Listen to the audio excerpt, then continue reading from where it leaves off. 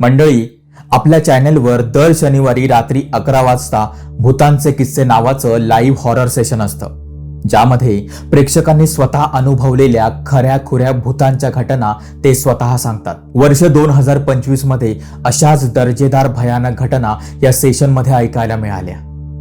परंतु काही घटना अशा होत्या ज्या ऐकून जीवाचा अक्षरशः थरकाप झाला. त्याच घटना तुम्ही आता ऐकणार आहात. तेव्हा आता हेडफोन्स घाला, डोळे मिटा आणि या भीतीचा आनंद घ्या. फक्त एक सूचना आहे, रात्रीचं ऐकत असाल तर जरा जपून.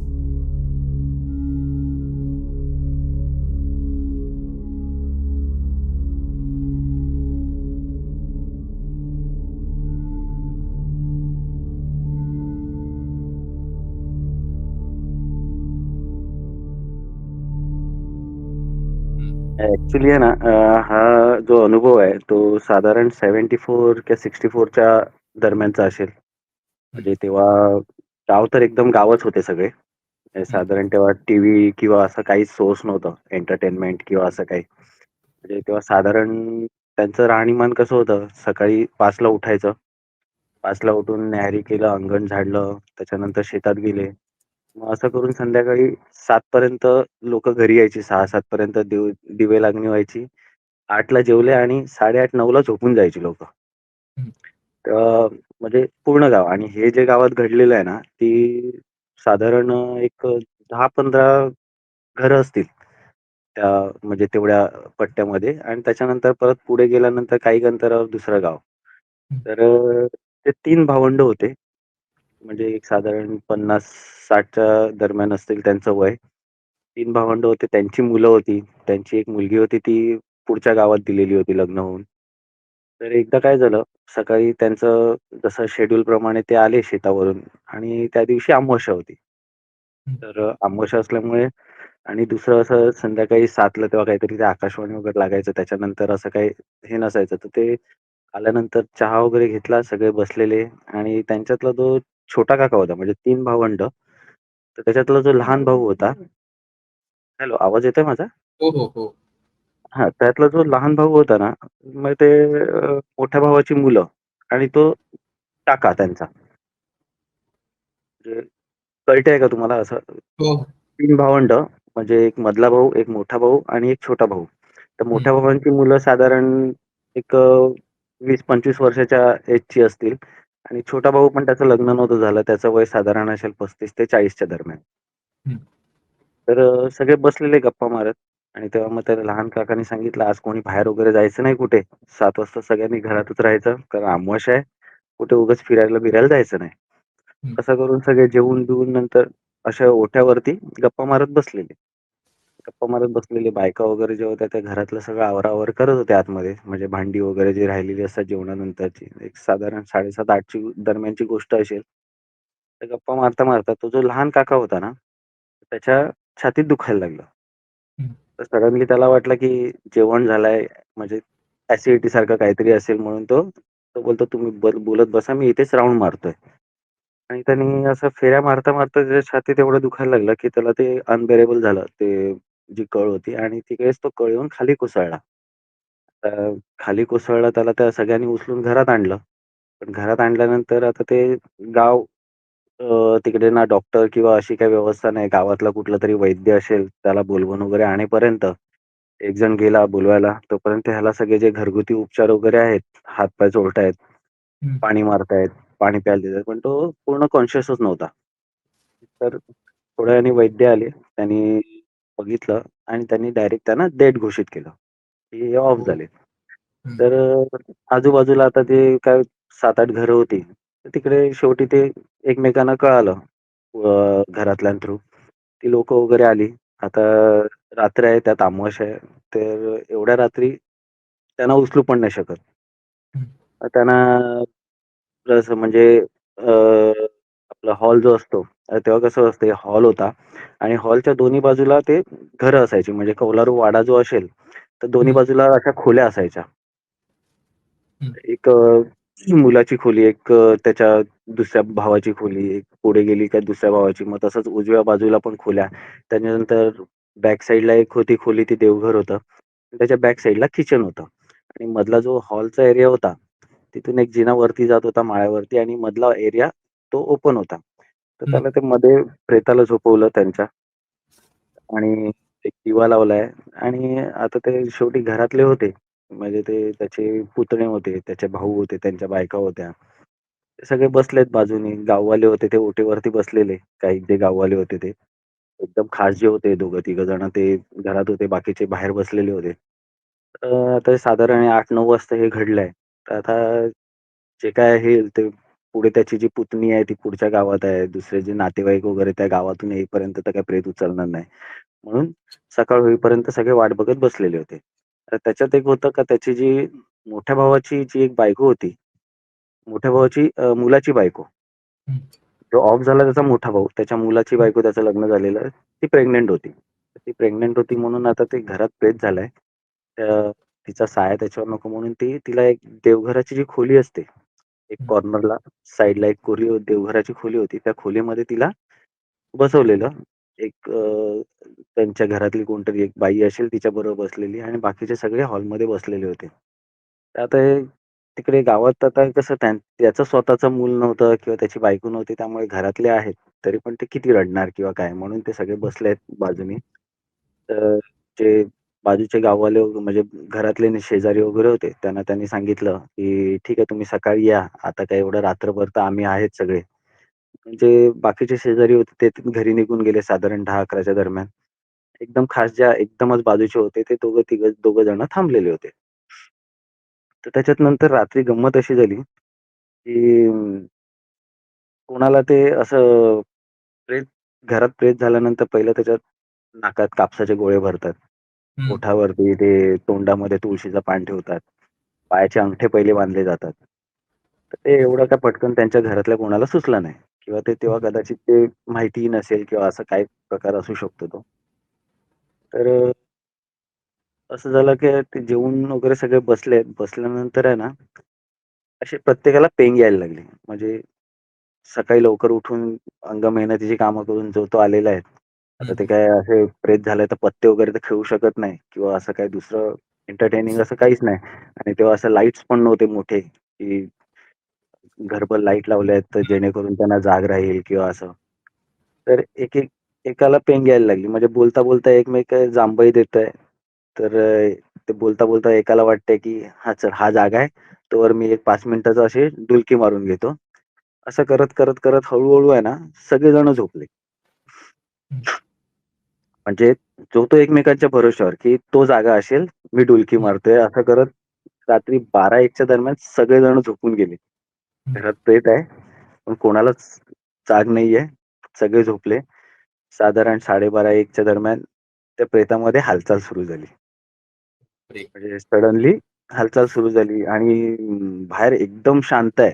असं हं. करून ती जी प्रेग्नंट बाई होती, ती कानोसा घेत आहे, की बाहेर सडनली एवढं सगळं शांत कसं झालं ना, कोणाचा कुजबुजण्याचा आवाज आहे किंवा कोणाचा हं. कारण 10-15 जण जर घरात बसलेत, तर थोडाफार तरी तो काहीतरी आवाज असणार बोलण्याचा किंवा कुजबुजण्याचा तरी आवाज असतो. तर हं. कोणाचाच आवाज नाही. असं ती म्हणून ती असं जस्ट एक छोटीशी खिडकीसारखी होती, ज्याचा पडदा होता. त्याच्यातून तिने जस्ट बघायला म्हणून ती आली.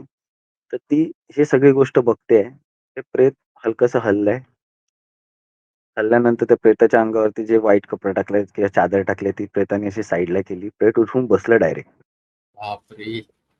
उठून बसलाय, आजूबाजूला बघताय आणि ते सडनली काय असेल त्याने डोळे ओपन केलेत. ते म्हणजे त्यांच्यात तर तो त्याचा आत्मा नसणार, नो डाउट. हं. हं. हं.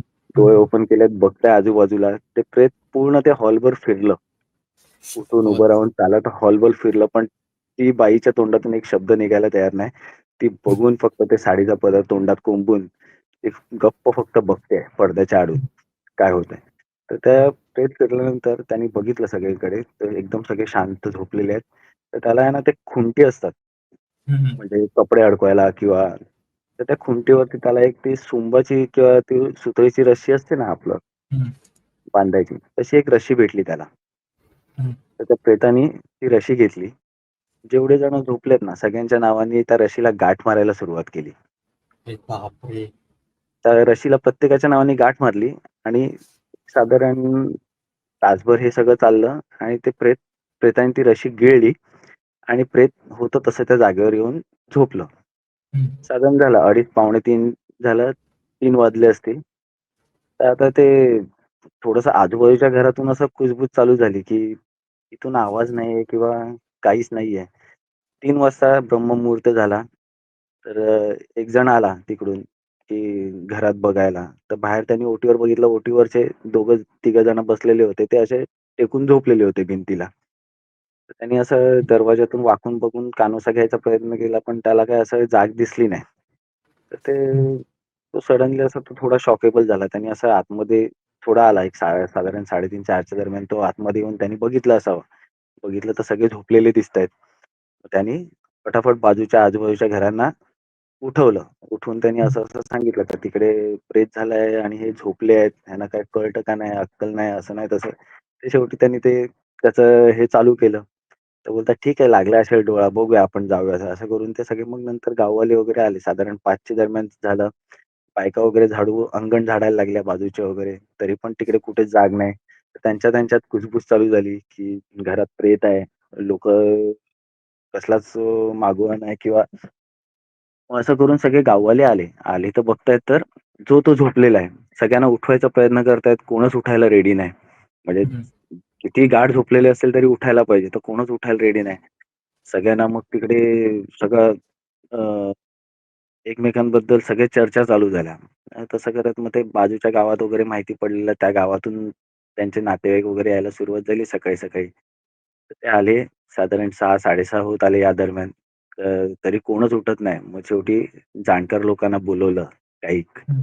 ते बोलतात, की असं नाही झालं पाहिजे. कदाचित काय झालंय रात्री आपल्याला काहीच माहीत नाही. तर ते मग त्याची जी पुतणी होती ना बाजूच्या गावात हं. गेलेली, म्हणजे जे प्रेताची पुतणी होती, तिला हं. बाजूच्या गावात लग्न होऊन दिलेलं. ती आली. ती आल्यानंतर तिने त्या रूममध्ये सगळ्या जाऊन बघितलं. त्या एका रूममध्ये त्याची बायको दिसली, जी प्रेग्नंट होती ती. तिची भाऊज आहे. तर ती घाबरलेली होती. तिने हा सगळा प्रकार बघितलेला. ती घाबरलेली होती. तिच्या तोंडातून शब्दच फुटत नाही. मग तिला पाणी वगैरे दिलं त्या बायकांनी वगैरे. मग तेव्हा तिने हा प्रकार सांगितला, की रात्री असं-असं घडलं. ते प्रेत उठलं. त्या प्रेताने असं-असं फिरलं घरभर. त्याने ती रशी घेतली, त्याच्यात गाठी बांधल्यात आणि ती रशी त्यांनी गिळली आहे. हं. ते सगळ्यांना नवल वाटलं, असं कसं होऊ शकतं? म्हणून मग ते गावातली जी माणसं वगैरे आहेत, त्यांनी विचार केला, एक काम करूया प्रेताची आपण तोंडात बघूया. ती जर सांगते तसं जर त्या प्रेताच्या तोंडात ती रशी असेल, तर आपल्याला पुढे काहीतरी म्हणजे हे खरं-खोटं त्याचा अंदाज येऊ शकतो. तर तसं त्यांनी बघितलं. पण आता झालेलं की रात्रीपासून सकाळपर्यंत प्रेत आहे. त्याची दातखिळी बसलेली. तोंड तर उघडणार हं. नाही. म्हणजे ते प्रेत कडक झालेलं हं. होतं. हं. तरी त्यांनी ते अ, पारा टाइप प्रकार असतो. म्हणजे हो. खड्डा खोदतात आपण. आहे. हं. तर हं. ते त्यांनी त्यांच्या तोंडात टाकून ते असं तोंड उघडण्याचा प्रयत्न केला. त्या ठिकाणी त्या तोंडात हात टाकून चेक केलं, तर त्यात रशीचं टोक त्यांना सापडलं. हं. त्याने ती रशी काढली. रशी काढली तर ती बोलते का ह्यानी म्हणजे जशी-जशी गाठ बांधली तसं-तसं एक-एक जण म्हणजे एवढा गाढ झोपत गेला. ह्यानी म्हटलं ठीक आहे, एकेकाची नावं आपण घेत ती रशी सोडून बघूया गाठी. जसे गाठी सोडायला लागले ना, तसे ते एक-एक माणूस जागा व्हायला लागला गुंगीतून. बापरे! मग एक-एक माणसं जागी झाली. त्याच्यानंतर ते असं कळालं, की त्या प्रेतानी म्हणजे तिने सांगितलेला जो प्रकार होता, तो खरा होता. हं. पण त्याच्यानंतर मग त्याचा अंत्यविधी झाला, सगळं झाला. मग जेव्हा बसलेले लोकं हं. सगळे, तेव्हा ते मग जुने जाणकार लोकं वगैरे सांगायला लागले, की जेव्हा प्रेत असते घरात, तेव्हा पहिली गोष्ट झोपायचं नसते. प्रेत झाल्यावर त्याचे पहिले अंगठे बांधले जातात. हं. अंगठे बांधले जातात त्याचं रिझन ते असते. भले ते छोट्या सुतानी जरी अंगठे बांधले, तरी पण ते हलू नाही शकत किंवा ते उठू नाही शकत. हं. म्हणजे हा एक प्रकार असू शकतो किंवा ते त्याच्या नाकात जे आपण कापूस घालतो किंवा तोंडात तुळशीपत्र देतो, तर ते अतृप्त आत्मे असतात. त्यांना एखादी बॉडी दिसली का तो त्याचा ताबा घ्यायचा प्रयत्न करतात. हं. त्यामुळे असा प्रकार होऊ शकतो आणि म्हणजे आता पण सडनली म्हणजे खूप अशा काही त्याच्यावरती असं अभ्यास केल्यानंतर माहिती पडते का अशा बऱ्याचशा घटना घडलेल्या आहेत, की एखादं जर बॉडी आहे, तर त्या बॉडीचा ताबा घेण्यासाठी बरेचसे आत्मे, अतृप्त आत्मे किंवा असे ते हं. त्यांच्या इच्छा पूर्ण करण्यासाठी किंवा त्यात जायचा प्रयत्न करतात.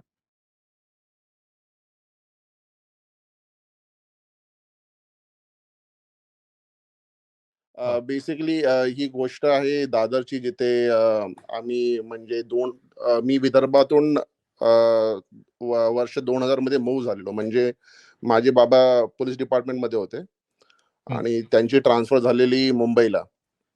तर मुंबईमध्ये आम्हाला दादरमध्ये एक पोलीस क्वार्टर भेटलं आणि त्या पोलीस क्वार्टरमध्ये म्हणजे एक घर, तसं एक रूम 3rd फ्लोअर आम्हाला भेटलेली, पण ती जी रूम होती ती भरपूर वर्षापासून बंद होती.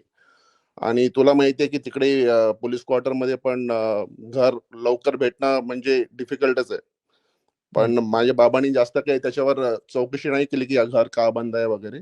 आम्हाला इम्पॉर्टंट होतं की लवकरात लवकर आम्हाला एक क्वार्टर भेटलं पाहिजे, म्हणजे आम्ही सेट होऊन जाऊ. तर त्या घरामध्ये आम्ही गेलो आणि ते घर होतं हॉन्टेड, ते आम्हाला नंतर कळलं. पण त्या घरामध्ये आम्ही 14 वर्ष काढलीत. बापरे. हो, आणि त्याच्यामध्ये खूप सारे किस्से आहेत. मी तुला सगळे किस्से मध्ये मध्ये सांगणार, पण ते खूप भयानक किस्से झालेले. मला म्हणजे पर्सनली काही एक्सपिरियन्स झाला नाही, पण माझ्या बहिणींना आणि माझ्या बाबांना आणि आईंना ते एक्सपिरियन्स झालेलं आणि मीनाला पण एक्सपिरियन्स झालेलं.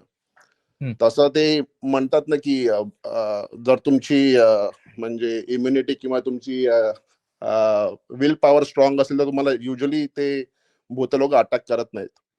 तर तसं म्हणजे मला स्वतःहून काही एक्सपिरियन्स झाला नाही, पण मी तुला एक एक्सपिरियन्स सांगतो. एका दिवशी काय झालेलं त्या घरामध्ये,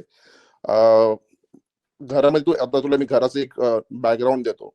घरामध्ये अशी एंट्री मारली ना, तुझा हॉल येतो. हॉलच्या बाजूला एक पॅसेज असतो. त्या पॅसेज मधून तू गेलास ना, तर राईट साईडला माझ्या आई वडिलांची बेडरूम होती आणि नंतर त्यांच्या बाजूला माझी, मीनाची आणि माझ्या बहिणीची बेडरूम होती आणि त्याच्यानंतर होतं किचन. तर एका दिवशी काय झालं, माझी आई गावी गेलेली आणि माझे बाबा त्यांच्या बेडरूम मध्ये झोपलेले आणि आम्ही आमच्या बेडरूम मध्ये, मी माझ्या बहिणी आणि माझी बायको, आम्ही सगळे गप्पा गोष्टी करत बसलेलो. मला आता पण आठवतं, रात्रीचे 10 वाजलेले आणि बाबा कसे ड्युटीवरून आल्यामुळे ते एकदम थकलेले आणि थकल्यानंतर लगेच ते जेवण वगैरे केलं आणि आम्हाला न बोलता डायरेक्ट झोपी गेले. तर आम्ही आमच्या गप्पा गोष्टी आमच्या चालू होत्या आणि होतं काय, त्यांची बेडरूम आणि आमची बेडरूम मध्ये एकच वॉल कॉमन होती. तर आम्ही बोलत असताना ना, एकदम आमच्या भिंतीला जोरजोरात कोणीतरी असं मारण्याचा आवाज आला.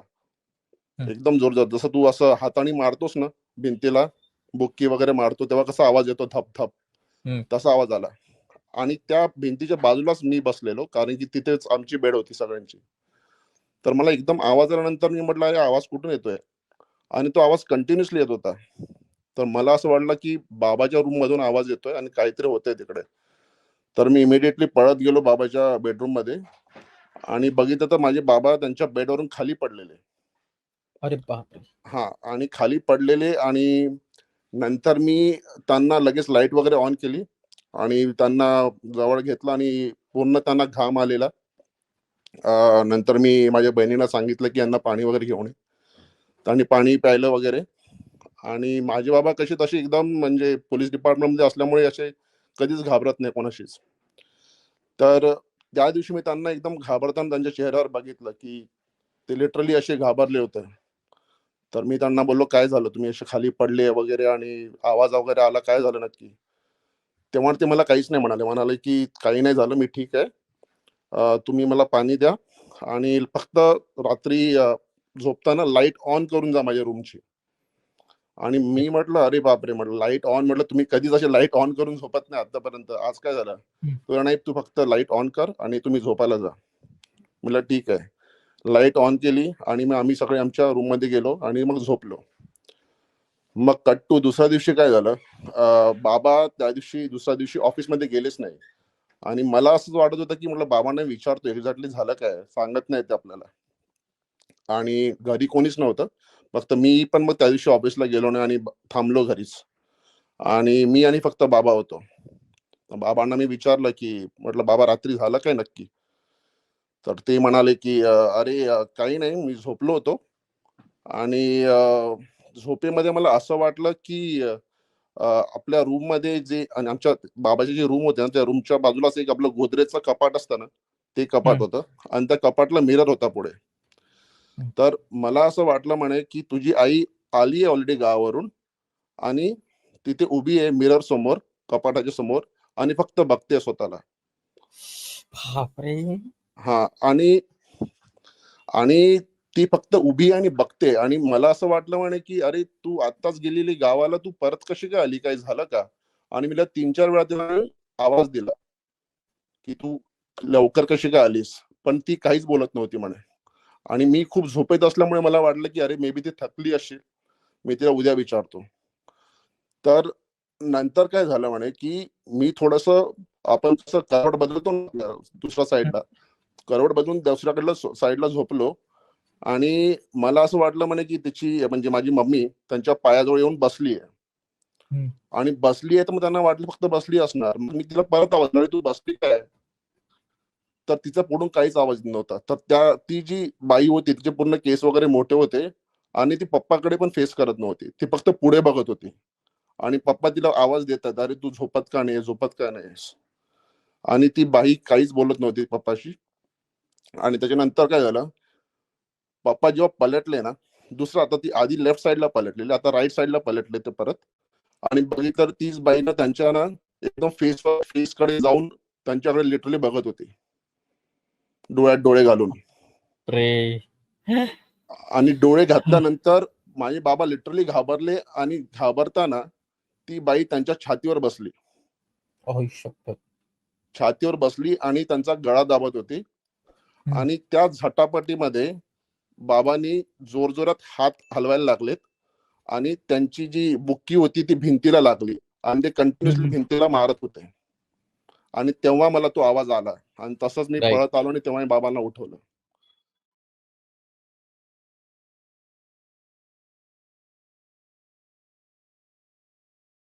हा अनुभव सांगण्याचा दुसरा वेळ आहे. आणि हा अनुभव सांगण्याआधी मला ज्यांच्यासोबत हा अनुभव घडला आहे त्यांची आधी परमिशन घ्यावी लागली, की अशा अशा पद्धतीचा प्लॅटफॉर्म आहे काजवा आणि त्या ठिकाणी आम्ही अनुभव सांगतो असं मी त्यांना सांगितलं. आणि त्यावेळेस त्यांनी हा अनुभव सांगण्यासाठी मला परमिशन दिली, की त्याच्यासोबत जे झालं ते इतरांसोबत होऊ नये. तर बेसिकली हा अनुभव जो आहे माझ्या मित्राचा आहे.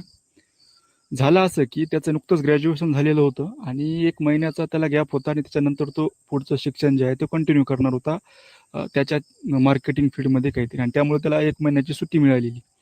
मग त्याने असा विचार केला की 1 महिना इकडं तिकडं जाण्याऐवजी आपण काय करूयात की 1 महिना आपण आपल्या गावाकडे जाऊयात, 1 महिनाभर तिथं चांगलं राहूयात आणि 1 महिन्यानंतर पुन्हा आपल्या कामावर किंवा जे काही त्याची जी बिझनेस क्लास आहे त्या क्लासला तो जॉईन होईल असा त्याने विचार केला होता. आणि त्याचं नाव करण होतं. आणि तो गावाकडे आला. आणि करण हा अतिशय हुड मुलगा. हुड म्हणजे की जी गोष्ट करू नको असं म्हणलं तर मुद्दामून ती गोष्ट करून पाहणार. म्हणजे त्याला जर एखादं कोणी सांगितलं की तू या ठिकाणी जाऊ नको, तिथं फार धोका आहे, तर निश्चितपणाने त्या ठिकाणी तू जाऊन पाहणार. आणि त्याला सांगितलं इथं जा, तर त्या ठिकाणी नाही जाणार. म्हणजे अतिशय हुड. आणि आमच्या भाषेत त्याला असं म्हणतात की अतिशय वावरट मुलगा. म्हणजे त्याला आपण म्हणू शकतो हरमूट म्हणू शकतो किंवा अशा वेगवेगळ्या पद्धतीच्या आमच्या भाषेमध्ये त्याला वर्णन आहे. तर अतिशय असा हुड मुलगा. आणि त्याने त्याच्या आयुष्यामध्ये सगळे शोक करून पाहिले होते. म्हणजे असं नाही की तो कोणत्याही शोकापासून वंचित राहिला होता. आई वडिलांना तो एकुलता एक होता. म्हणजे त्याने दारू पिणं असेल, अक्षरशः कॉलेज लाईफमध्ये 4-4, 5-5 गर्लफ्रेंड घेऊन हिंडवणं असेल, म्हणजे अशा प्रत्येक पद्धतीचे शोक त्याने केले होते. देवा वगैरेला तो मानत नव्हता आणि भूताखेताना तर मुळीच मानत नव्हता. आणि मग 1 महिन्याची सुट्टी घेऊन तो गावाकडे आला. आणि गावाकडे आल्याच्या नंतर काय झालं की गावामध्ये आल्याच्या नंतर त्यांनी ते काय त्याचे मित्र वगैरे असतील त्यांना तो भेटला. भेटल्याच्या नंतर एक दिवस असा आला की त्याला वाटलं आपण शेतात जाऊया. आणि रात्रीचा 5-5:30चा वेळ असेल. आणि मग त्याने काय विचार केला की आज रात्रीचं जेवण मी शेतात घेऊन जातो आणि शेतात घेऊन गेल्याच्या नंतर त्याच ठिकाणी जेवण करूया आणि त्याच ठिकाणी आजची रात्र थांबून आपण सकाळी परत येऊयात. आणि मग असा विचार केल्याच्या नंतर त्याने काय केलं की डब्बा वगैरे आईला सांगितलं बांधायला. आईनेही डब्बा वगैरे बांधून दिला. आणि डब्बा वगैरे बांधून दिल्याच्या नंतर त्याने तो डब्बा वगैरे घेतला आणि तो त्या ठिकाणाहून शेताकडे जायला निघाला. आता बेसिकली यांच्या शेताकडे जाण्यासाठी 2 वाटा होत्या. एक वाट जी होती ती स्मशानभूमीकडून जात होती. आमच्या भाषेत त्याला मसनवाटा म्हणतात. तर एक वाट स्मशानभूमीकडून जात होती. ती वाट जरा जवळची होती, त्याने लवकर पोहोचता येत होतं. आणि एक वाट जी होती ती लांबनं जात होती. तिथून शेत हे 5-6 किलोमीटर पडायचं, म्हणजे लांब पडायचं. परंतु गावामध्ये असा एक म्हणवा होता की त्या वाटेने काळं कुत्रंही जात नव्हतं. त्या वाटेनं फक्त आणि फक्त ज्यावेळेस फक्त प्रेतच नेली जायची. म्हणजे माणूस तर त्या वाटेने शेतात वगैरे जात नव्हता. पण ह्या 2 मेन वाटा असायच्या. मग याने जी दुसरी वाट होती, जी रेग्युलर लोक त्या वाटेने जात होते, त्या वाटेने तो शेतामध्ये गेला आणि शेतामध्ये गेल्याच्या नंतर बराच वेळ त्या ठिकाणी थांबला आणि नंतर त्याने पाहिले की त्याच्या मोबाईलला रेंज येत नाही. त्याचा थोडा वेळ बाकीची कामं करण्यामध्ये निघून गेला होता आणि मग त्या ठिकाणी वडीलसुद्धा होते. तर वडील म्हणले की "काय हरकत नाही, तुझ्या मोबाईलला रेंज नाही, तू एक काम कर की तू घरी जा." आता ह्याच्याकडे मोटरसायकल असून सुद्धा याने सायकल नेलेली. मी तुम्हाला म्हणले की जी गोष्ट नाही करून पाहिजे तो हा करून पाहतो. मग त्याने जी सायकल असते सायकल सोबत नेलेली आणि रात्रीचे अराउंड 10:30-11 वाजलेले असतात आणि तो निघाला. आणि निघाल्याच्या नंतर त्याने विचार केला की मी या नवीन वाटेने जात नाही, मी जुन्या वाटेने जातो. की बरेच लोक म्हणतात या जुन्या वाटेने जायचं नाहीये. आणि तो ज्यावेळेस गावातून शेताकडे येण्यासाठी निघालेला होता त्यावेळेस बहुतेक 2 मयत त्या गावामध्ये झालेली होती. आणि मग मयत झाल्याच्या नंतर याने विचार केला की आपण इकडनंच जाऊयात आणि इकडनं जाऊन आपण काय करूयात की आणि तो त्या दिशेने निघाला.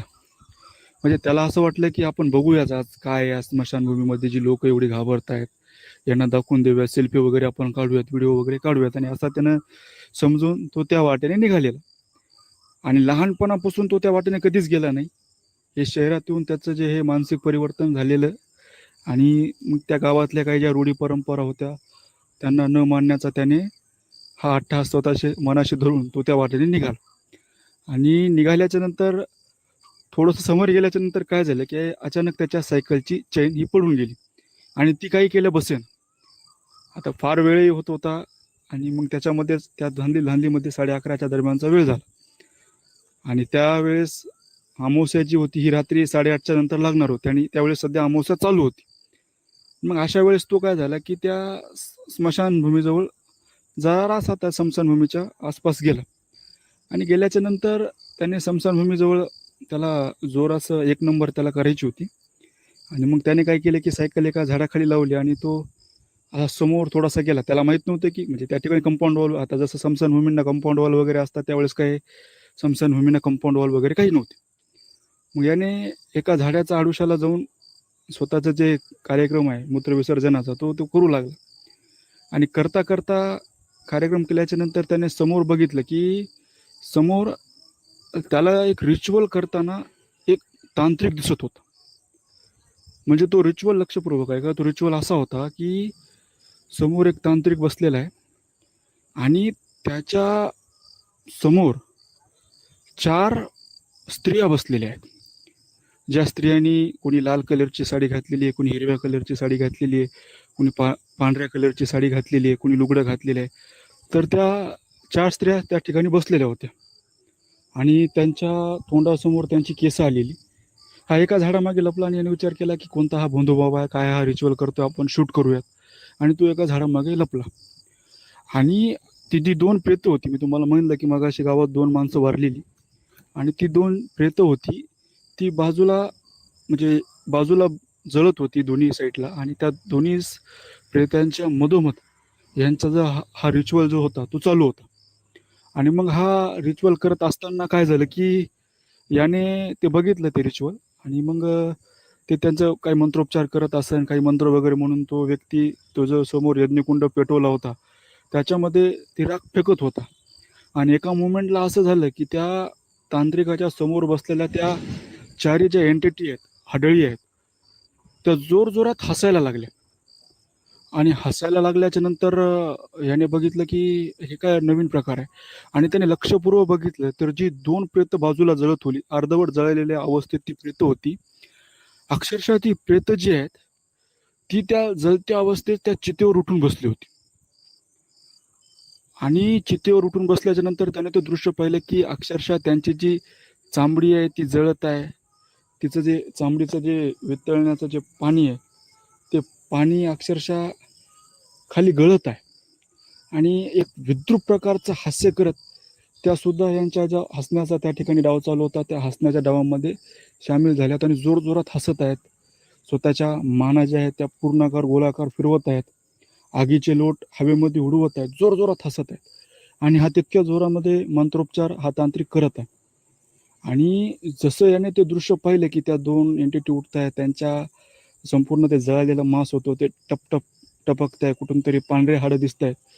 याने पाहिलं आणि याने जोरात त्या ठिकाणी तो किंचाळला आणि किंचाळल्याच्या नंतर याने काय केलं की त्या ठिकाणाहून पळ काढला आणि पळ काढल्याच्या नंतर हा पळत, पळत, पळत, पळत स्वतःच्या घराकडे आला आणि अक्षरशः त्याने त्याच्या रूममध्ये जाऊन स्वतःला कोंडून घेतलं. कोंडून घेतल्याच्या नंतर आईने बघितलं की अरे काय झालं, हा फार पळत, पळत आलेला आहे. आई दरवाजा वाजवते, दरवाजा वाजवला तरी काही तो दरवाजा उघडायला तयार नाहीये आणि मग दरवाजा उघडायला देखील तयार नाहीये. तरी आईला प्रश्न पडला की नेमकं काय प्रकार याच्यासोबत झाला असेल?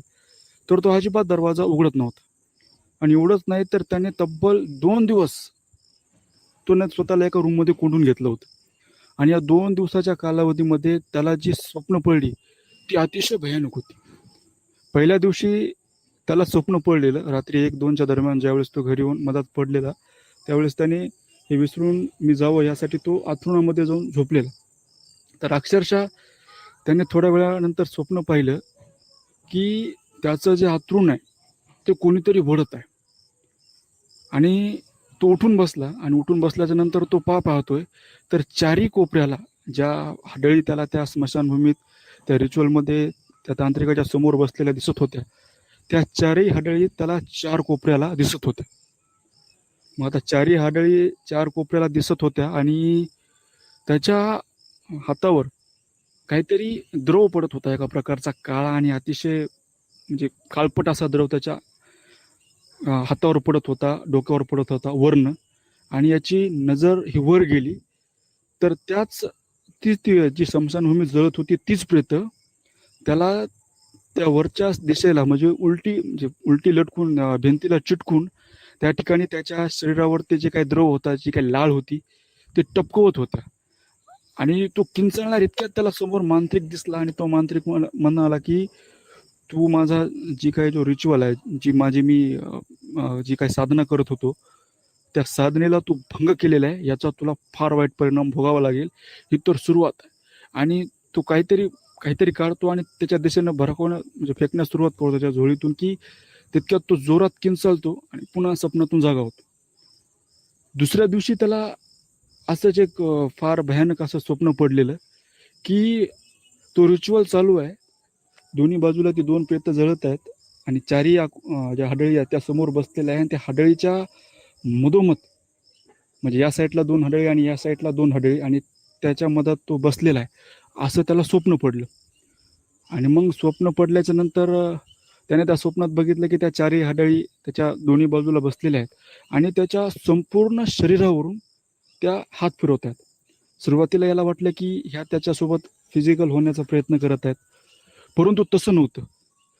त्या हाडळी त्याच्या संपूर्ण शरीरावरून हात फिरवत होत्या. कोणी हातावरून हात फिरवत होतं, कोणी डोक्यावरून हात फिरवत होतं, कोणी पायांवरून हात फिरवत होतं आणि अक्षरशः क्षणार्धामध्ये त्या हाडळींनी त्याच्या शरीराचे लचके तोडायला सुरुवात केली. म्हणजे कोणीतरी मान तोडतंय, कोणीतरी हाताचे लचके तोडतंय, सगळं ते मांस म्हणजे असं वाटत होतं की क्षणार्धामध्ये त्या ठिकाणी माणूस बसलाय आणि क्षणार्धात त्या माणसाचा अगदी शेंदूर लावलेला एक म्हणजे असं म्हणू शकतो की देवच तयार झालेला आहे. आणि अक्षरशः रक्ताच्या चिळकांड्या उडणं असतील आणि त्या रक्ताच्या चिळकांड्या उडून त्या समोरच्या यज्ञात पडत आहेत आणि तो जो तांत्रिक आहे त्या तांत्रिकाचं तोंड तो पाहतो की तो विद्रूप प्रकारचं हास्य करतो. 2 दिवस त्याला ही स्वप्न पडलेली आणि मग आम्ही सगळेजण मित्र वगैरे घरी गेलेलो की करण बाहेर काय येत नाहीये. तर त्याची आई आणि वडील डोक्याला हात लावून बसलेले आणि वडील गावात जाऊन गावातल्या सगळ्या ज्येष्ठ मंडळींना घेऊन येतात आणि त्यांना सांगतात की कदाचित याला काहीतरी झटका लागलेला आहे आणि हा अतिशय हुडपोरगा असल्यामुळं, कारण गावातल्या बऱ्याच जणांनी त्या ठिकाणी जो प्रेताचा सावडण्याचा कार्यक्रम असतो म्हणजे दुसऱ्या दिवशी सावडण्याचा कार्यक्रम असतो, त्या कार्यक्रमाला गेल्याच्या नंतर बऱ्याच जणांनी त्याची जी सायकल होती जी त्याने स्मशानभूमीत सोडून आलं होतं ती पाहिली होती. मग यांनी सांगितलं की याने स्मशानभूमीत काही ना काहीतरी वेगळं पाहिले आणि त्याला हा त्रास होतो. मग आता याच्यावर पर्याय काय, तर त्याचे जे आई वडील होते हे दत्तगुरूंचे फार मोठे भक्त होते. मग त्याच्या वडिलांनी असं सांगितलं की आपण काय करूयात की याला गाणगापूरला घेऊन जाऊया. आणि एवढं म्हणून त्यांनी काय केलं की आम्ही सगळे मित्र तिथंच होतो. आम्ही त्यांना म्हणलं काका आम्ही सोबत येऊ का, तर काका म्हणले की काही हरकत नाही तुम्ही येऊ नका आम्ही जातो. आणि मग ते स्वतः त्यांचे चुलते आणि गावातले 3-4 मंडळी त्याला घेऊन त्यांनी गाडीत बसवलं आणि गाडीत बसवून त्याला त्या गाणगापूर क्षेत्री घेऊन जाऊ लागले. आणि अक्षरशः गाव ओलांडून 10 किलोमीटर सुद्धा ते गेले नसतात की त्यांचा इतका भयानक ॲक्सिडेंट झाला की अक्षरशः त्याचे काका आणि त्याचे वडील हे जागीच ठार झाले. आणि जी मागं बसलेली मंडळी होती, जी याला धरून बसलेली होती, ती फार गंभीर जखमी झाली. पण याच्यामध्ये आश्चर्याचा सगळ्यात मोठा धक्का म्हणजे हा जो करण आहे त्याच्या अंगाला साधं खरचटलं सुद्धा नव्हतं. म्हणजे बघा तुम्ही किती ती स्ट्रेंथ असेल, म्हणजे एक खरचटलं सुद्धा नाही. आणि मग गावातली लोक ज्यावेळेस गावातल्या लोकांना कळालं की ॲक्सिडेंट झालेला आहे, तिथं बरीच गर्दा जमला झाला, तर तुम्हाला लिटरली त्या ठिकाणचं दृश्य म्हणजे मला सांगताना सुद्धा असं भयानक वाटत आहे की हे त्यावेळेस त्या ठिकाणी गेले. अक्षरशः करण जिभेने त्याच्या वडिलाचं आणि त्याच्या काकाचं जे रक्त म्हणजे जमिनीवर हे होत होतं, तो अक्षरशः स्वतःच्या जिभेने चाटत होता. आणि एक विद्रूप प्रकारचं हास्य त्याच्या चेहऱ्यावर होतं. आणि मग नंतर काय झालं की मग परत ते गावात आणणं असेल, मग त्याच्या वडिलांचे जे काही काकांचे जे काही विधी असतात ते विधी करणं असतील, मग याला पुन्हा त्या रूममध्ये कोंडून ठेवलेलं. आणि मग सगळेजण त्याच दुःखामध्ये होते. आम्ही सुद्धा त्या ठिकाणी सगळं बघत होतो.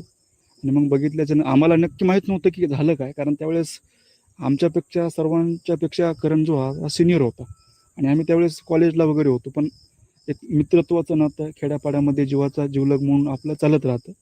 आणि तो सिटीत गेला असल्यामुळे देखील तो ज्यावेळेस गावाकडे यायचा त्यावेळेस आमच्यासोबत मिसळून राहायचा. त्यामुळं आम्हाला सुद्धा त्याच्यासाठी आपुलकी वाटलेली.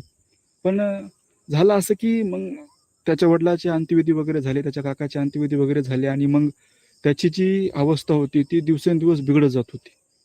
म्हणजे अक्षरशः की एखाद्या जनावराला आपण एखाद्या रूममध्ये कोंडलं तर आपण बघतो की ते जनावर त्याच ठिकाणी विष्ठा करतं, त्याच ठिकाणी जे काही त्याचे विधी असतात, प्रातविधी असतात ते करतं. अगदी त्याच प्रकारची याची हालत झालेली, विष्ठाच करतोय आणि तीच विष्ठा प्राशंदिक, म्हणजे फार भयानक त्याची अवस्था झाली. मी ते वर्णन सुद्धा या ठिकाणी करू शकत नाही. आणि मग आईनी डोक्याला हात लावून घेतला, दत्तगुरूंच्या समोर ते बसल्या जाऊन, आणि दत्तगुरूंना म्हणाल्या की ही काय अवस्था केली, माझा नवरा माझ्यापासून हिरावून घेतलाय आणि आता माझा मुलगा सुद्धा घेतोस काय. मग सर्वांनी असा विचार केला की आपण काहीही करून याला गाणगापूरला घेऊन जायचं. आणि त्या ठिकाणी एक बाबा होते, आताही ते बाबा आहेत, त्यांच्यासोबत आमचं बोलणं झालेलं आहे. आणि त्यांनी सांगितलं की तुम्ही गुरुवारी त्याला घेऊन या. आणि अक्षरशः गुरुवारी जायचं म्हणल्यावर 2 दिवस आधीच आम्हाला निघावं लागणार होतं. मग आता निघावं लागणार होतं, मग आम्ही काय केलं की विचार केला कशानं जाऊ, गाडी केली. आणि अक्षरशः गाडीने जावं तर परत ॲक्सिडेंट होईल हा विचार आमच्या मनात आला. त्यामुळे आम्ही असं ठरवलं की आपण बसने जाऊया. म्हणजे असं व्हायचं की आम्ही कोण्या बसमध्ये बसलो तर ती बस बंद पडायची. रेल्वेने जायचं असलं तर त्या दिवशी भयानक पाऊस पडल्या कारणाने काही ट्रेन कॅन्सल व्हायच्या. म्हणजे असे काही ना काही विचित्र प्रकार त्या ठिकाणी घडत होते. पण काही ना काही करून आम्ही त्याला कसंबसं करून गाणगापूरला नेलं. आणि मग ज्यावेळेस गाणगापूरच्या म्हणजे गावामध्ये आपण पोहोचलो तर त्या ठिकाणी दत्तप्रभूंच्या त्या नगरीमध्ये इतकी पॉझिटिव्हिटी एनर्जी होती की त्या एनर्जीला तोड नाही. आणि त्या ठिकाणी तो गेल्याच्या नंतर अतिशय जोरात किंचाळणं असेल, आरडाओरडा करणं असेल, फार भयानक रीतीनं ते चाळे करणं असतील, मान फिरवणं असेल, म्हणजे इतक्या म्हणजे त्याची जी अवस्था होती अक्षरशः आम्हाला पावत सुद्धा नव्हती की कुठे वेल ग्रॅज्युएशन झालेला हा मुलगा, शिकला सवरलेला हा मुलगा, आज वेड्यासारखी त्याची अवस्था. आणि आम्ही सर्वजण पाहत होतो. मग तितक्यात आम्ही बाबांना आमचं बोलणं झालेलं, ते बाबा त्या ठिकाणी आले. त्यांनी दत्तगुरूंचं जे चरणतीर्थ होतं त्याच्यावर शिंपडलं. आणि मग त्यांनी त्यांचे जे काही रिच्युअल असतात ते रिच्युअल करायला त्यांनी चालू केलं. आता ते मी या ठिकाणी सांगू शकत नाही. आणि रिच्युअल केल्याच्या नंतर त्यांनी काय केलं की मग त्यांनी सांगितलं की याच्यासोबत काय झालेलं आहे. आणि त्यांनी जे सांगितलं ते आम्ही लाईव्ह ऐकत होतो की त्यांनी असं सांगितलं की स्मशानामध्ये एक मांत्रिक त्याच्या साधनेसाठी, म्हणजे त्याने त्याची जो साधना करत होता या साधनेमध्ये त्याने व्यत्यय आणलाय. म्हणजे त्याची साधना तो सिद्ध करणार इतक्यात हा त्या ठिकाणी गेला आणि काहीतरी अपरित घडून बसलं. आणि त्यामुळे हा मांत्रिकाने याला त्रास द्यायला सुरुवात केला आहे. आतापर्यंत जे काही घटना घडल्या त्याच्या सर्वांच्या मागे मांत्रिकच होता. मग आईंनी विचारले की याच्यावर पर्याय काय. तर त्यांनी सांगितलं की तुम्ही एक काम करा, आता तुम्ही याला परत घेऊन जासाल तर ती एंटिटी याला सतवणारच आहे. जवळजवळ 6 महिने त्याला इथेच ठेवा गाणगापुरामध्ये, आणि आपण त्याच्यावर वेगवेगळ्या पद्धतीने ते उपचार वगैरे करू. आणि मग आईला आणि त्याला आम्ही त्या ठिकाणी गाणगापूरमध्ये सोडून आलो. एक रूम वगैरे त्यांना करून दिली. त्या ठिकाणी किरायानं वगैरे आणि जे काही जीविकेच्या वस्तू असतात त्या सर्व खरेदी वगैरे करून आईने सांगितलं, की तुम्ही गावाकडे जा आणि गावाकडे गेल्याच्या नंतर एक 6-7 महिन्याने तुम्ही परत या, म्हणजे आपण बघू. आणि मग आम्ही गावाकडे आलो आणि मग जे आईचं शेत वगैरे होतं ते पाहणं असेल, मग त्या शेतातली ती काही सगळं कामं असेल ते आम्ही करू लागलो. आणि मग 6-7 महिन्याच्या नंतर आम्ही त्या ठिकाणी रिटर्न गेलो. त्यावेळेस आम्हाला जो पूर्वी करण होता तो करण पाहायला भेटला. फक्त फरक एवढाच होता, की त्याच्यामध्ये आता भक्तीचा जो रस आहे तो मिसळला होता. परंतु हा जो त्याच्यासोबत अनुभव होता हा इतका भयानक होता, की म्हणजे बघा ना, की एखाद्या गोष्टीला जर म्हणजे तिचं जर अस्तित्व आपण मान्य केलं नाही, तर ती कोणत्या टोकाला जाऊन आपल्या एकतर त्याचे वडीलसुद्धा गेले, विशेष म्हणजे त्याचे काकासुद्धा गेले. आता फक्त त्याला आई राहिली होती आणि तो घरात एकुलता एक राहिला होता आणि कदाचित तोही गेला असता, तर म्हणजे आपण विचार करू शकता, की त्याच्यासोबत किती वाईट झालं असतं किंवा त्याच्या आईसोबत किती वाईट झालं असतं. परंतु दत्तप्रभूंच्या कृपेने म्हणा, देवांच्या आशीर्वादाने म्हणा, की त्याच्यावर जे संकट आलेलं होतं हे टळलं. तर हा असा अनुभव होता. धन्यवाद संकेतला.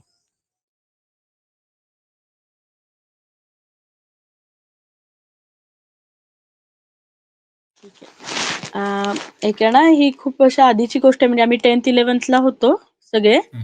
आधी आम्ही एका म्हणजे जुनी बिल्डिंग खूप जुनी होती म्हणजे अगदी लहानपणापासून आम्ही तिकडे राहायचो. तर आपला ग्रुप असतो बघ सगळा लहानपणापासूनचा ना, तर तसा ग्रुप आमचा सगळा एक ठराविक वेळेला खाली खेळायला यायचो आम्ही संध्याकाळी. म्हणजे 9-10 वाल्यांना जरा असं नाही का सगळेच आपल्या बिल्डिंगमधले, "अरे काय 10वी आहे ना? अरे काय 10वी आहे ना? काय खेळताय?" वगैरे असं असायचं ते. तर आम्ही काय करायचो, की हे काय बोलतील म्हणून बॅक साइडला जाऊन खेळायचो. थोडा वेळ बॅडमिंटन म्हण किंवा काही पण असं. तर एक ताई होत्या बिल्डिंगमध्ये म्हणजे दोघी होत्या त्या बहिणी. त्या ना खूप हायली एज्युकेटेड होत्या. दोघीही ताई. म्हणजे तेव्हा असं तेव्हा कॉम्प्युटर शिकणं म्हणजे आमच्या 10वीच्या वेळेला, की त्या त्यांच्याकडे कॉम्प्युटर घरी म्हणजे ते फार नवल वाटायचं आम्हाला, अरे ह्यांच्याकडे कॉम्प्युटर आहे. आणि ते शिकवायच्या वगैरे आम्हाला पण नाही का बेसिक आणि हुशार पण जाम दोघी. तर ते एक रिस्पेक्ट असतो ना, की ताईला सगळं कळतं, ताईला सगळं येतं. तर बऱ्यापैकी आम्ही सगळे नाही का त्या ताईंनाच, की "अगं ताई हे असं करू का?" वगैरे. "मग पुढे काय करू?" ती ट्युशन सारखं पण घ्यायची म्हणजे आमचा अभ्यास पण घ्यायची. आणि ती एका फर्ममध्ये इथेच आपल्या सदाशिव पेठेत अकाउंटंट होती. आणि मग नंतर कसं झालं, की निम्मी बिराडं इकडे-तिकडे शिफ्ट झाली. ज्यांनी दुसरीकडे घेतलं. आम्ही पण थोडंसं लांब तिथून घेतलं. म्हणजे खूप लांब नाही, पण एक 5-6 बिल्डिंग सोडून पलीकडे. म्हणजे 1-2 लोकं जुनी राहिली. त्या लोकं ते राहिले, बाकी सगळे गेले. आणि मग मधल्या पिरियडमध्ये की नाही, त्या दोघी ताईंची लग्न वगैरे झाली. पण एक ती जी ताई होती ना, ती तिच्या आई-बाबांसाठी ती तिथेच राहिली. कारण त्यांचे खूप मोठा फ्लॅट होता. 3 फ्लॅट एकत्र होते त्यांचे केलेले खाली. त्यामुळे एका पोर्शनमध्ये ती राहायची. मग ते काय व्हायचं नंतर कॉलेज वगैरे कधीतरी जाता येता दिसायची, की नाही का छान हाय हॅलो वगैरे व्हायचं.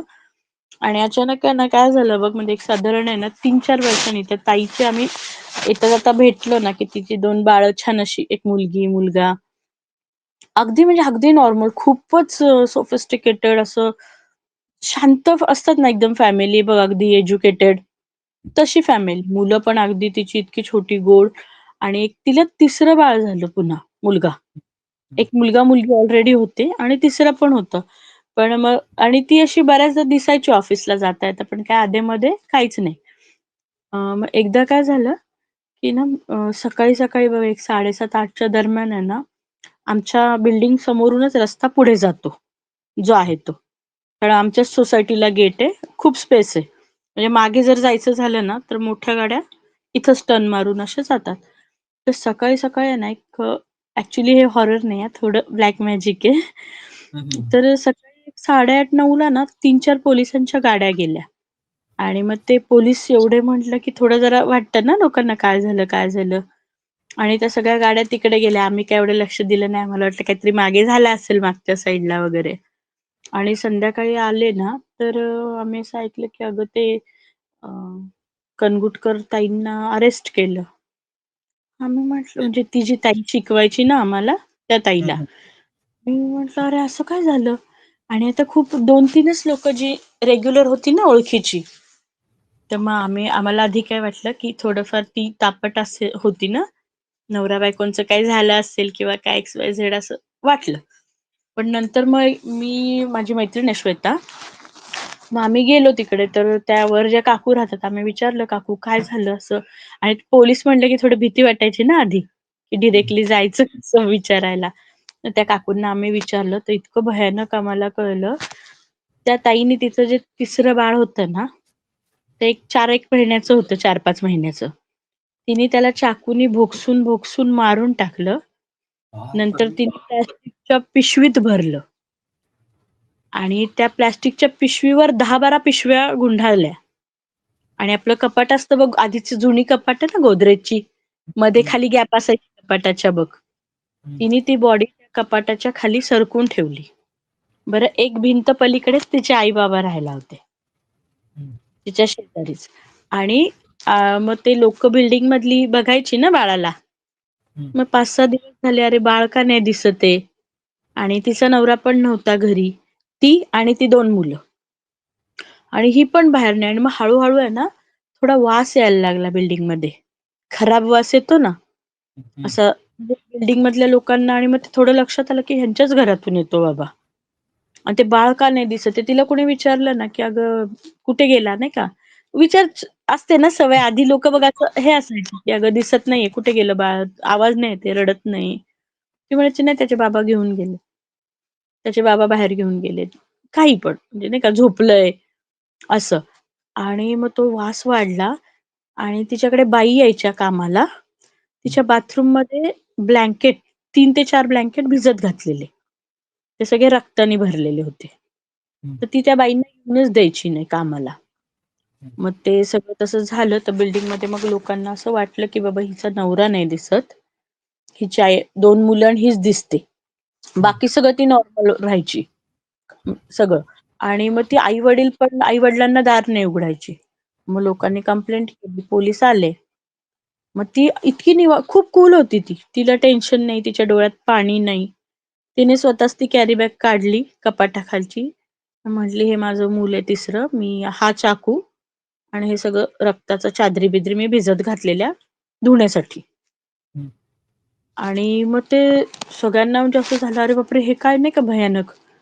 मग नंतर म्हणजे पोलिसांनी तिचं काय ते घेतात सेशन म्हण काय वगैरे ना, त्यातनं असं लक्षात आलं, की ते कॉम्प्युटरवर आहे ना, बसता तिला कुणीतरी असं अप्रोच झालेलं ब्लॅक मॅजिक शिकवणारे.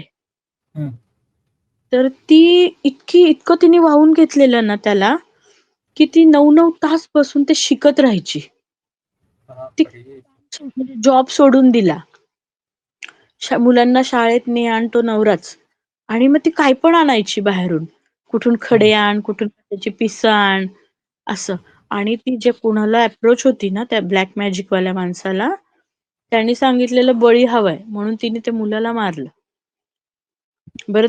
आणि मग ते सगळं एवढं सगळं झालं ना, की लोकं सगळी बघत होती ना. पोलिस आले त्या दिवशीचं हां, परत थोडं मागे जाऊन.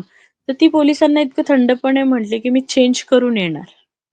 मी गाऊनवर नाही येणार." मग ती व्यवस्थित आवरून केस विंचरून मग ते पोलीस म्हटले, की "का मारलं म्हणजे बाळाला?" तर ती ती ना थोडी सरकलेली म्हणजे. म्हटली, "मी ती हे दिली आहुती दिलीये त्याची आणि अजून 2 माणसं माझी आई आणि माझे बाबा पण होते. पण ती मी नंतर देईन." आणि मग त्याच्यावर बरंच काय-काय त्यांनी सगळं नंतर पाहिलं ना, मग बिल्डिंगमध्ये पण लक्षात आलं. ते आई-बाबा खूप थकलेले होते. म्हणजे 80 वगैरेच्या आसपास. तर तिने तिच्या बाबांना एक दिवशी इतकं मारलेलं आतल्यात, की त्यांचा हात मोडलेला. मग ते जे करत होती ना, तर तिने त्याच्या नोट्स वगैरे काढून ठेवलेल्या लिहून, की त्या दिवशी हे, मंगळवारी ते, शुक्रवारी ते, त्या दिवशी उडीद वगैरे. इतकं भयंकर झालं. मग ते पोलीस केस-बीस होऊन आहे ना, तिला मेंटल हॉस्पिटलला शिफ्ट केलं त्यांनी. त्या सगळ्या प्रकरणात. म्हणजे म्हणजे हे हॉरर नाहीये बरं का, पण मला सांगावसं वाटलं, की खूप आहारी गेल्यावर पण इतकं काहीतरी विचित्र होऊ शकतं. म्हणजे नाही, नाही, चांगल्या खूपच वेळेत लोकं पण असं वागू शकतात. नाही, नाही, हे सांगणं गरजेचं आहे आणि बरं झालं तुम्ही ते सांगितलं. फक्त मला एक जाणून घ्यायचं होतं, की तिला जो इंटरेस्ट आला, बरोबर?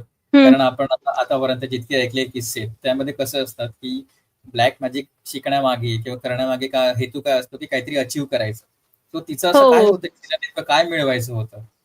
ते असं होतं, की त्या दोघी बहिणी आणि एक जो भाऊ होता ना, म्हणजे आता आम्ही जिकडे राहतो ना पुण्यात, तर आमच्या जवळपास म्हणशील ना, तर सगळ्यात छान आणि चांगला एरिया म्हणजे कोथरूड. म्हणजे आमच्या घराजवळपास. तर त्या आई-बाबांनी काय केलेलं, भरपूर प्रॉपर्टी होती, तर त्यांनी अगदी निम्मी हे करून आहे ना, त्याला आयडियल कॉलनीत कोथरूडमध्ये चांगला भाग आहे. त्याला तिथे छान असं घर घेऊन दिलं. तो मुंबईला जॉबला होता भाऊ. आणि तिची जी बहीण आहे ना दुसरी, ती पण खूप चांगल्या घरात लग्न करून दिलेली. पण हिच्या नवऱ्याची फायनान्शियल हे नव्हती. मग तिच्या डोक्यात असं होतं, की मी हे करून आहे ना, पैसे पण मिळतील आणि धन सापडेल. असं बरंच काही-काही तिच्या डोक्यात होतं. मग ते आई-बाबांचं रक्त वापरलं, की नाही का अजून काय मिळेल, प्रॉपर्टी होईल. बापरे! बरं ती अरे चांगल्या जॉबला होती. असं काही नाही, की खाण्यापिण्याचे हाल आहेत. म्हणजे नाही का, की अगदी एखाद्याची खूप वाईट परिस्थिती असेल, तर त्याने असा विचार करावा. राहायला इतका मोठा छान 2 बीएचके फ्लॅट. सगळं म्हणजे नॉर्मल आपण मध्यमवर्गीय म्हणतो ना, तसं व्यवस्थित होतं सगळं. तरी तिने काय ते डोक्यात घेतलं देव जाणे.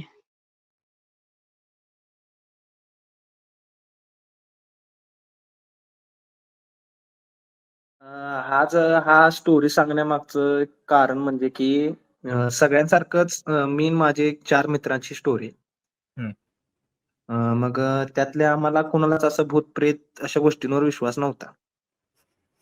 पण ही जी घटना आमच्या म्हणजे चौघांच्या आयुष्यात जी घडली, त्याच्यानंतर जो आमचा या गोष्टींवरचा पॅरानॉर्मल ॲक्टिव्हिटीवरचा जो विश्वास होता, तो हं. एकदम घट्ट झाला. हं. मी हे का सांगतो याचं कारण तुम्हाला पुढे कळेल. ही स्टोरी माझ्या डिग्रीमधली. डिग्रीचे लास्ट स्टेज होतं आणि आम्ही चौघंही प्लेस झालतो. हं. 3 जे होते ते ऑन कॅम्पस झालते आणि मी आधी गव्हर्नमेंट एक्झाम देऊन माझं पण प्लेस झालतो. तर आम्ही ठरवलं की ट्रिपला जायचं कारण आता आपण आपल्या जॉबला जाणार. तर सगळ्यांनी ठरवलं की आपण एक ट्रिप काढू.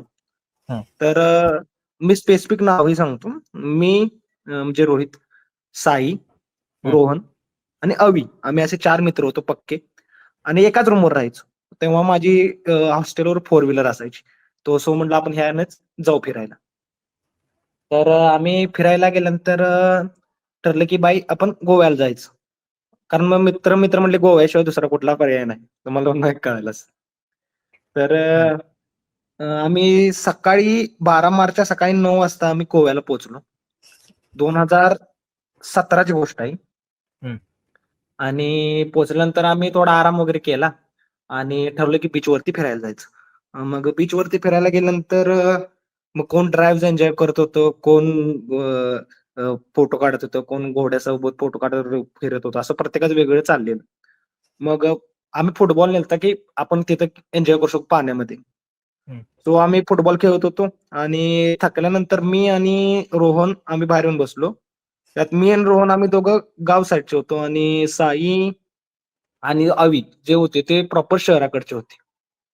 आता अवी हा असा मुलगा होता की जो एकदम असा बिनधास्त आणि असलं भूत-प्रेतमध्ये काय मानणार नाही, असा रस्त्यावर लिंबू वगैरे टाकलेला दिसला तर तो उचलून त्याचा सरबत करणारा अशा टाईपचा बंदा होता तो. हां.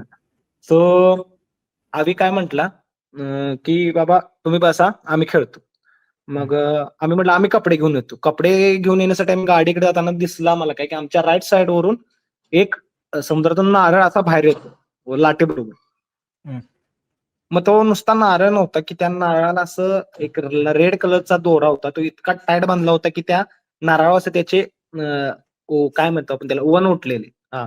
हं. एवढा तो आत रुतलेला आणि त्याच्यावर एखाद्या डॉलचा किंवा असा एखाद्या छोट्या मुलगीचा फेस ना असा कशानंतर कोरलेला अशा टाईपचा हं. होता. मग रोहन काय म्हणला, "ते बघण्यापुरतंच ठेवा. तुम्ही काय त्याला हात लावू नका." असं म्हटलं. आपल्या ग्रुपमध्ये एक असा बंदा असतो, की बाबा नाही म्हटले की ते करायचंच. हं. मग त्यानं त्या आवीने ते हातात घेतलं. त्याचा असं ते दोरा वगैरे काढला आणि फुटबॉल बाजूला ठेवला आणि त्याला लाथ मारला. असं सीन झालं. मग आम्ही काय म्हटलं, रोहन म्हटलं, "अरे असं कशाला करतो?" मी म्हटलं, "दे सोडून." म्हटलं, "तो तसाच आहे. म्हणजे त्याच्या नादी लागू नको." मग आम्ही इकडे गेलो, बॅग्स वगैरे आणल्या आमच्या. सगळं आम्ही कपडे वगैरे बदलले आणि रूमवरती गेलो. रूमवरती गेल्यानंतर आम्हाला बरोबर 9 वाजले रूमवरती जायला. आणि रूमवरती गेल्यानंतर ठरलं की जेवण वगैरे झालं आमचं आणि आता म्हटलं झोपाय आपण सगळे आपले. कारण उद्या आमचा प्लॅन ठरलेला. हं. तर त्यातला एक मित्र आमचा काय म्हटलं, की "नाही बाबा आपण हॉरर मूव्ही बघूया." हॉरर मूवी बघायला म्हणलं तर एक हॉलिवूडची हॉरर मूवी आम्ही बघितली आणि आमचं सगळं मूवी सगळे झालं आणि आम्ही 12:30च्या आसपास झोपलो. हम्म. तर मला आठवतंय कारण मी हॉस्टेलवर असायचो तेव्हा आमचं एक फिक्स गजर असायचा की गिजर चालू करायला लागायचा. स्पेसिफिक रूम होते आमच्या. 3 वाजताचा गजर असायचा, तो माझा गजर बंद नव्हता. तो गजर 3चा झाला. मला आठवत. तो 3चा गजर मी बंद केला आणि त्याच्यानंतर एक 10-5 मिनिटांनी दारावर डबल लॉक झालं. हम्म. जिथं आम्ही रूमला राहिलो ना त्या दारावर डबल लॉक झालं. मग मी जागा असल्यानं मला कळालं की डबल लॉक झालं. मी सांगितलं डायरेक्ट दरवाजा उघड, कोण तर दार वाजवते. तो म्हणला, "अरे कोण वाजवतंय? तुला भास झाला असेल, झोप." असं म्हणल्यानंतर तो असं नुसतं झोप म्हणणार तेवढं त्यानं डबल नॉक झालं. तोही उठला.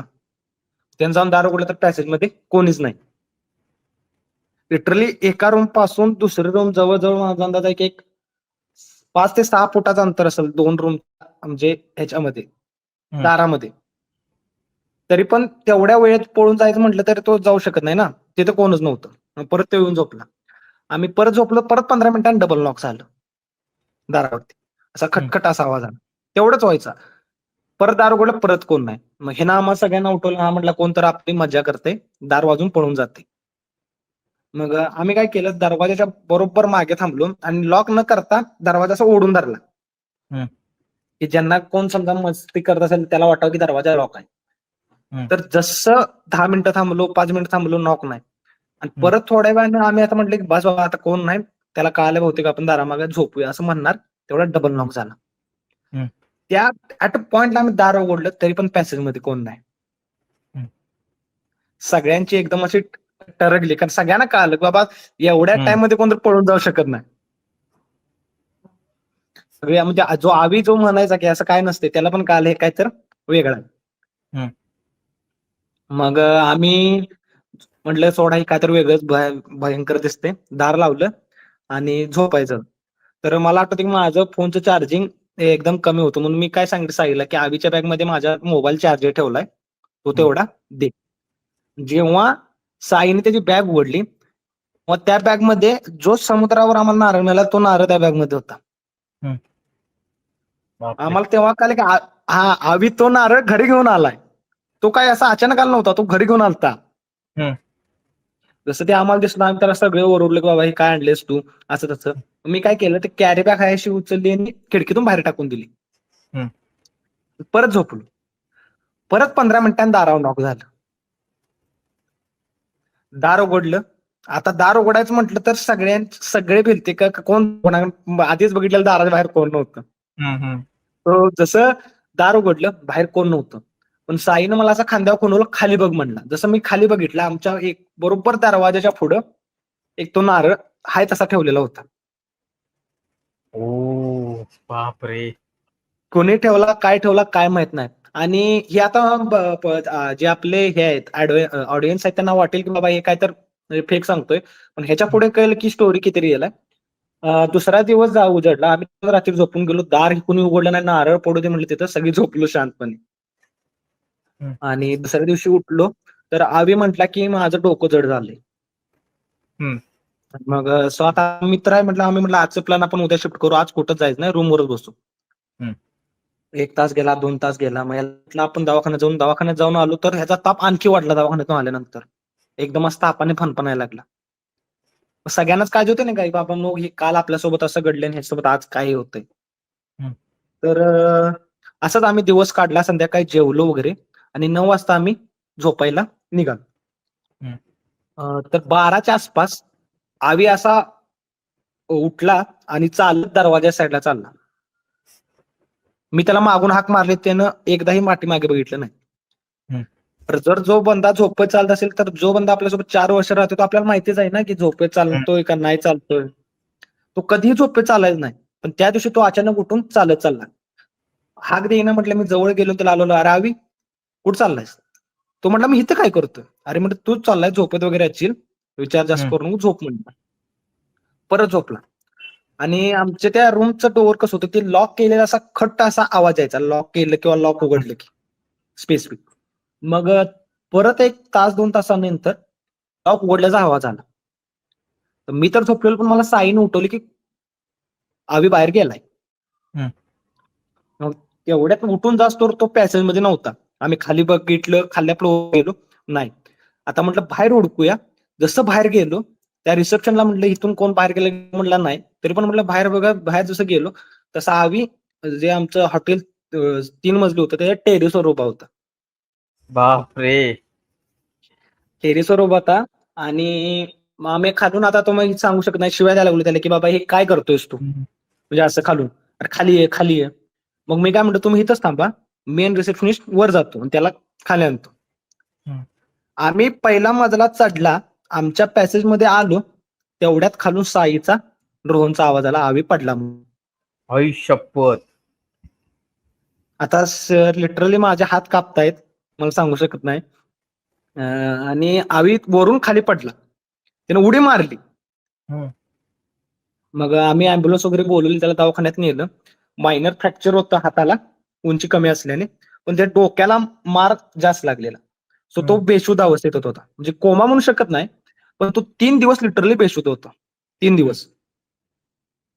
आम्ही त्याच्या जवळच होतो. सगळ्यांनी विचारले झालं, काय झालं, काय झालं. पोलीस सगळे म्हणू लागले की सुसाईड अटेम्प्ट केलाय त्याने. ठीक आहे. पण ज्या बंद्याचं मला सांगा तुम्ही, कॅम्पस सिलेक्शन झालंय, सगळे त्याचे लाईफ सेट आहे, डिग्री कंप्लीट, तो बंदा सुसाईड का करेल? बरोबर.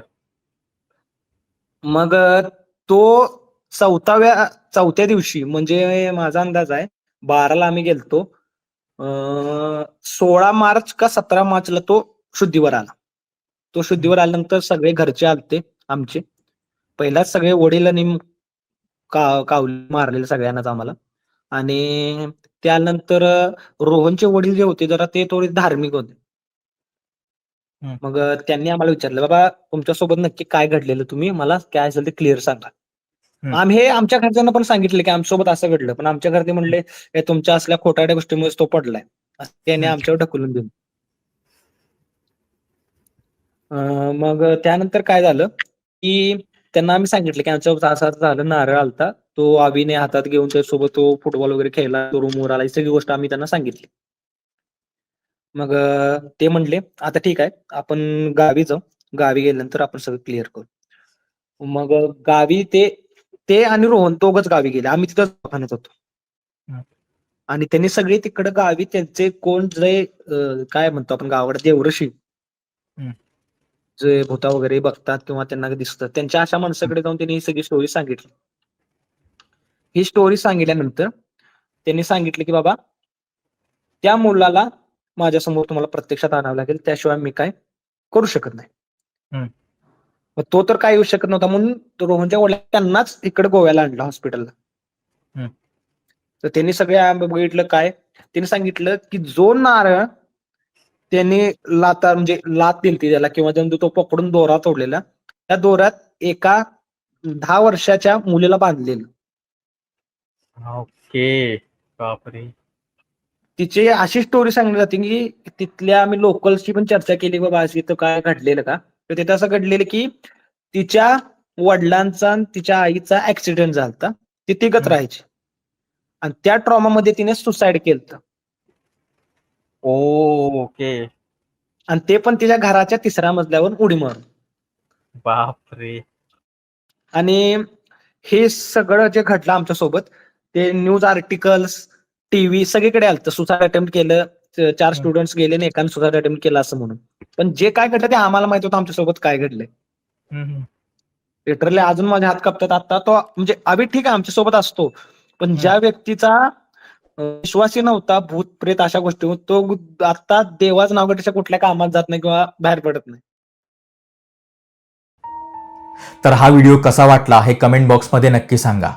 आणि हो, आपल्याकडे दर शनिवारी रात्री 11 वाजता भूतांचे किस्से नावाचं लाईव्ह हॉरर सेशन असतं, ज्यामध्ये प्रेक्षकांनी स्वतः अनुभवलेल्या खऱ्या-खुऱ्या भूतांच्या घटना ते स्वतः सांगतात. तेव्हा तुमच्याकडे देखील असे भूतांचे किस्से असतील तर भेटूया येत्या शनिवारी रात्री 11 वाजता फक्त काजवा यूट्यूब चॅनलवर.